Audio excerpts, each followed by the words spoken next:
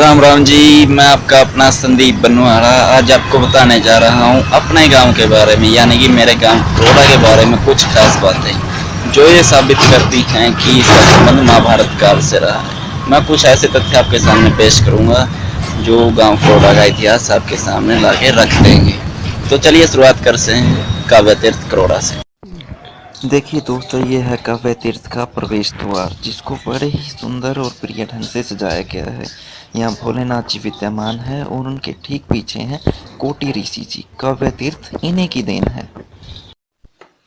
देखिए दोस्तों, ये है श्री कोटि ऋषि जी। काव्य तीर्थ करोड़ा इन्हीं की देन है।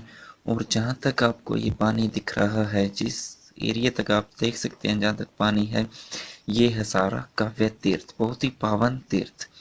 और कहा जाता है कि दोस्तों कि इस तालाब के अंदर कांच की सीढ़ियां बनी हुई हैं, लेकिन आज तक किसी को नहीं पता है कि वो कांच की सीढ़ियां है कहाँ पर।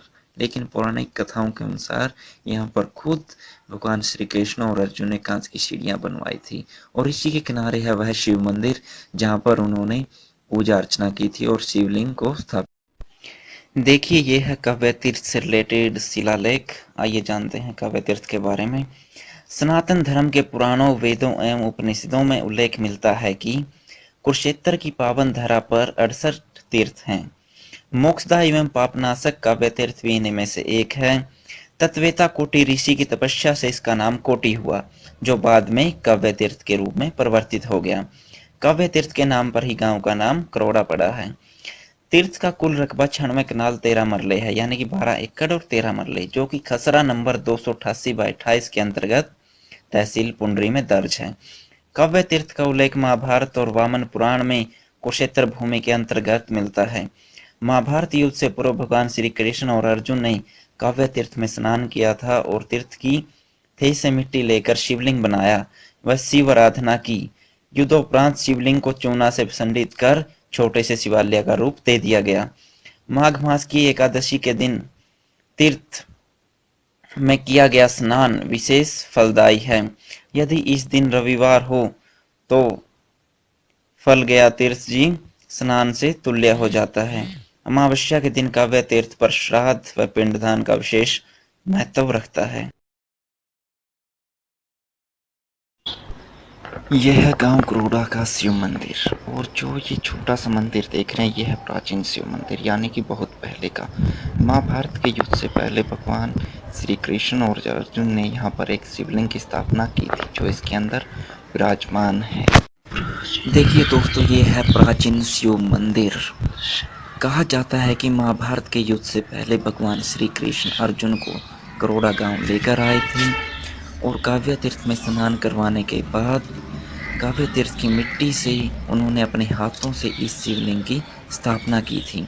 और उसके बाद ही यहाँ पूजा अर्चना की गई, और उसके बाद महाभारत का युद्ध शुरू किया गया।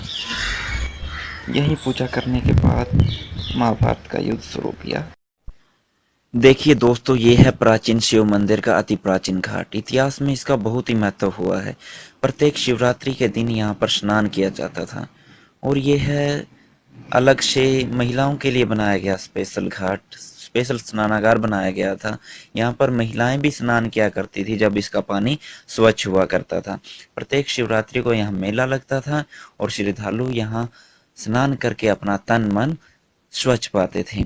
और कहा जाता है कि दोस्तों, यहाँ पर पुष्कर का पानी भी आ गया था। यहाँ जो राजा राज करते थे वो पुष्कर स्नान करने जाते थे, तो ब्रह्मा जी प्रकट हुए और बोले कि अब तुम्हें यहाँ आने की जरूरत नहीं है, पुष्कर का पानी तुम्हें अपने घाट में मिल जाएगा। और इसकी पुष्टि के लिए वो अपना कमंडल पुष्कर के पानी में छोड़ आए, जो वहाँ तालाब था वहाँ पर छोड़ आए। और आप आकर यहाँ देखा था तो कमंडल इसी पानी में उनको मिल गया था।